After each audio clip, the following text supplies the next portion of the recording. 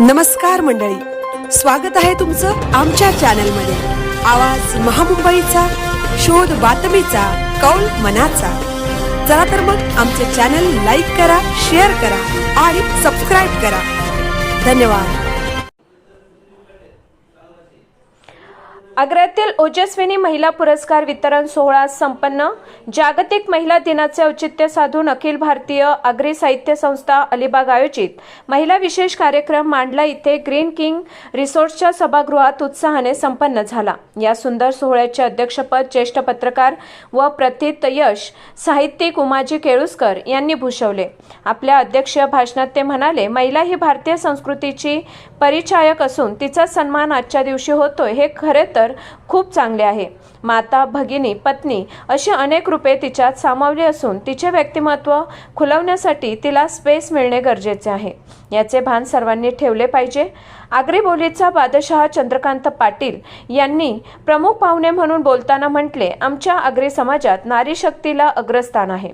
ती लग्नात पौरोहित्य करते, कुटुंबात नेतृत्व करते, संसाररूपी रथाचा चाक ओढते।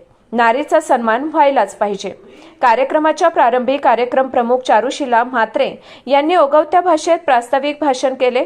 संस्थेचे अध्यक्ष कैलास पिंगळे यांनी उपस्थितांचे स्वागत केले। विविध क्षेत्रात वैशिष्ट्यपूर्ण कार्य करणाऱ्या तिघींना आग्र्यातील ते ओजस्विनी महिला पुरस्कार देऊन गौरवण्यात आले। सन्मान चिन्ह, शाल, पुष्पगुच्छ व पुस्तके असे पुरस्काराचे स्वरूप होते। सामाजिक क्षेत्रातील कामगिरीबद्दल रेखा अशोक मोकल हाशिवरे, आध्यात्मिक कार्याबद्दल सुवर्णा राजेंद्र भगत मोठे शहापूर व ग्रामशिक्षण व आदिवासी विकास उपक्रम राबवले याबद्दल मेघना सुरेश पाटील तळाशेत यांना मान्यवरांच्या शुभहस्ते आग्र्यातील ओजस्विनी पुरस्कार देऊन सन्मानित करण्यात आले।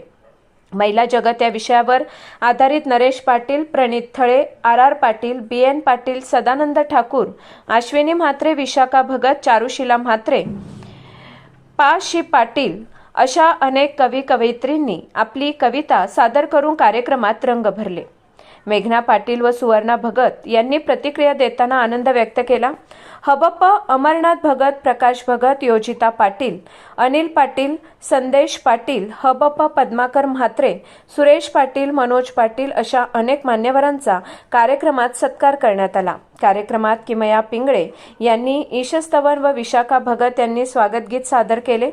शेवटी पा.शी. पाटील यांनी आभार प्रदर्शन केले। आवाज महामुंबईचा चॅनेलसाठी संदेश पाटील, बोरली, मांडला। साहित्य संस्थेच्या वतीने महिला विशेष कार्यक्रम आयोजित केला। या कार्यक्रमामध्ये आमच्या परिसरातील 3 गुणवंत महिलांना आग्र्यातील ओजस्विनी पुरस्कार देऊन सन्मानित केले। आगरी संस्थेने आमच्यासारख्या कार्य करणाऱ्या महिलांना आग्र्यातील ओजस्विनी पुरस्कार देऊन सन्मानित केलं आणि या संघटनेचे अध्यक्ष कैलास पिंगळे सर यांचे मी आभार मानते। आपण काय सांगू इच्छिता?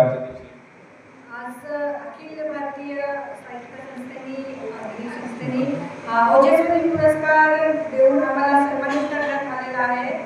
त्यांनी आमची जबाबदारी वाढवलेली आहे।